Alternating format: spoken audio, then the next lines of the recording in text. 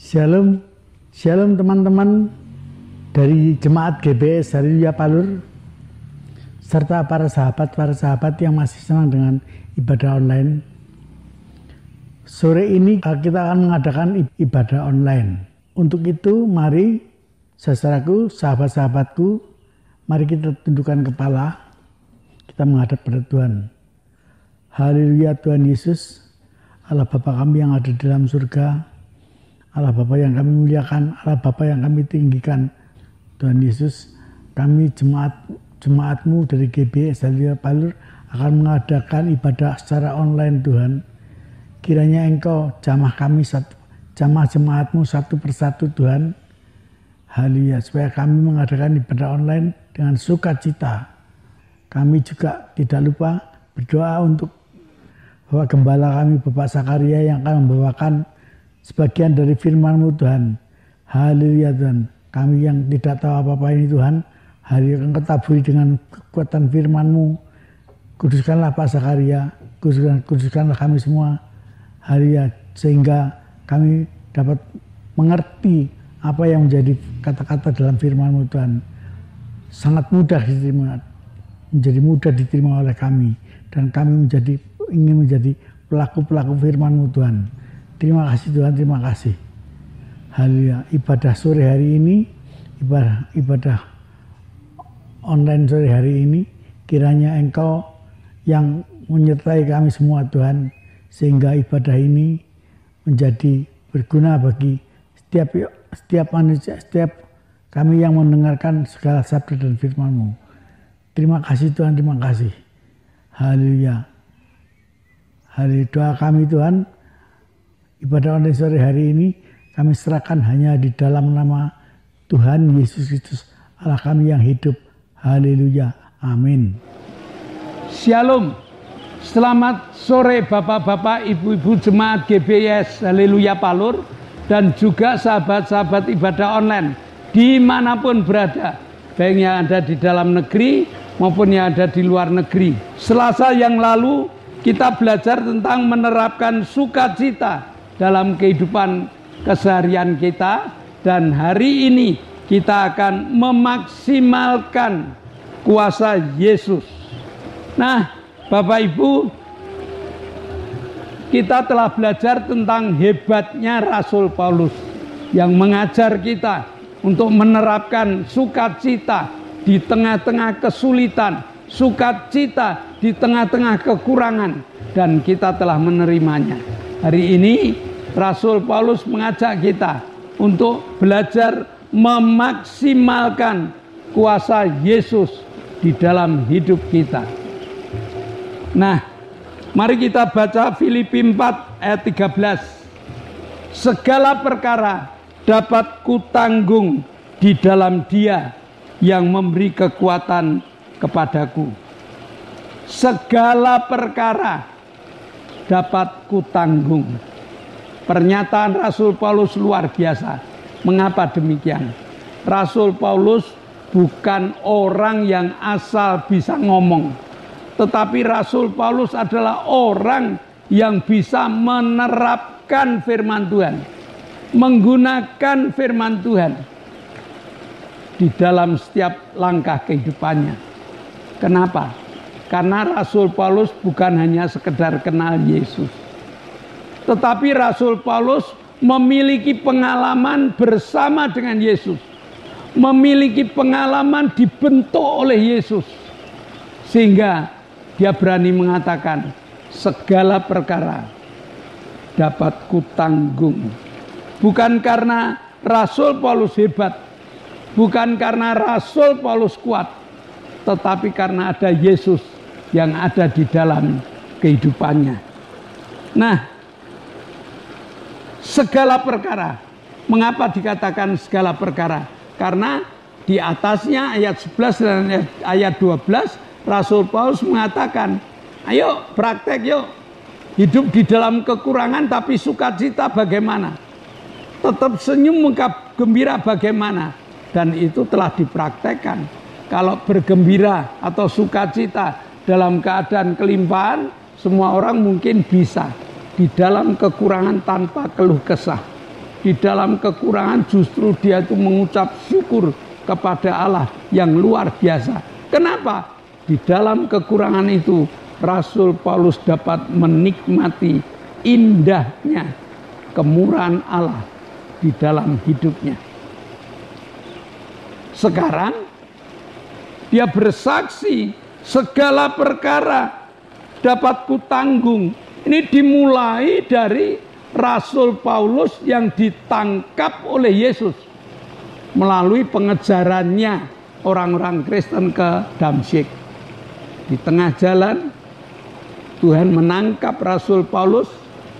Di tengah jalan Tuhan kepingin membentuk Rasul Paulus yang menjadi buta.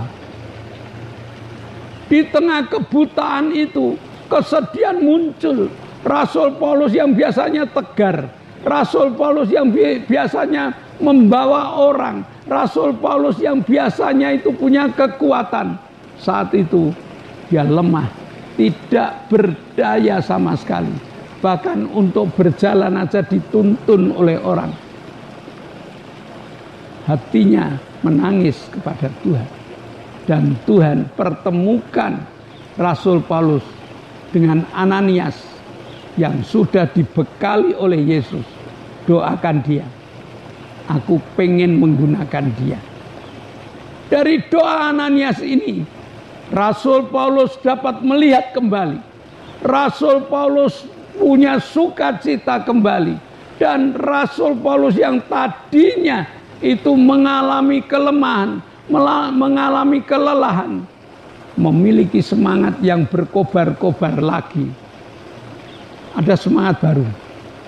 Dan semangat baru itu dimotori oleh Yesus yang ada di dalam hatinya. Ini yang ditawarkan kepada kita. Jangan hanya memberikan tempat di hati kita. Yesus ada di hati kita, lalu kita diamkan. Tetapi maksimalkan Yesus yang ada di dalam hidupmu, supaya kamu dapat menanggung berbagai macam beban yang muncul di dalam perjalanan hidup kita. Beban apa? Biasa, manusia hidup itu banyak sekali bebannya. Beban kekurangan, beban sakit penyakit, beban masalah yang seringkali membuat galau di dalam hidup. Tetapi Rasul Paulus mengajak bahwa perkara-perkara itu dapat ditanggung kalau kita kenal Yesus, kalau kita mengerti Yesus. Yesus tidak pernah membiarkan orang kelaparan. Yesus memberikan pertolongan kepada mereka-mereka yang lapar dengan 5 roti dan 2 ikan. Yesus memberikan jaminan makan 2,5 juta jiwa di padang gurun. Dan saat itu ada di dalam hatinya Yesus. Yesus ada di dalam hatinya. Maka dia mengatakan segala perkara. Kalau hanya masalah kekurangan kecil. Kenapa? Karena Allahku menjamin aku. Kalau aku hari ini masih diizinkan hidup. Kalau hari ini aku masih diizinkan untuk mengedipkan mata. Kalau hari ini aku masih diizinkan aku bernafas. Ada makanan yang disiapkan untuk aku. Iman dia seperti itu. Sehingga apa artinya kekurangan? Tidak ada di dalam hati Rasul Paulus. Kekurangan membuat dia lebih dekat dengan Tuhan. Dan dengan kekurangan imannya dapat mengatakan, Tuhan, aku butuh makan. Aku butuh ekonomi yang lancar. Dan di situ Tuhan bekerja. Apa yang dialami manusia? Kesulitan apa yang ada di dalam pundaknya? Yaitu kesulitan-kesulitan manusia. Berbagai macam pencobaan, berbagai macam kesulitan. Rasul Paulus ingat firman Tuhan. Allah tidak pernah meninggalkan Rasul Paulus. Aku menyertai kamu kemanapun engkau pergi. Bahkan Daud mengatakan, di tengah bayang-bayang maut sekalipun aku tidak takut. Rasul Paulus juga tidak takut. Kenapa? di pundaknya ada Yesus yang memberikan jawaban dari segala permasalahan hidup. Dengan penyakit, Rasul Paulus tahu bahwa Yesus adalah tabib di atas segala tabib. Maka kalau dia mengalami sakit penyakit, dia punya satu keyakinan, oleh bilur-bilurnya kamu telah sembuh. Maka tidak ada kesulitan apapun yang tidak dapat diselesaikan oleh Rasul Paulus yang memiliki Yesus yang ada di dalam hidupnya. Apa kata Rasul Paulus?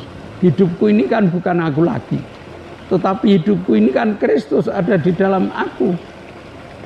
Maka apa yang kuhidupi hari ini adalah hidup karena iman.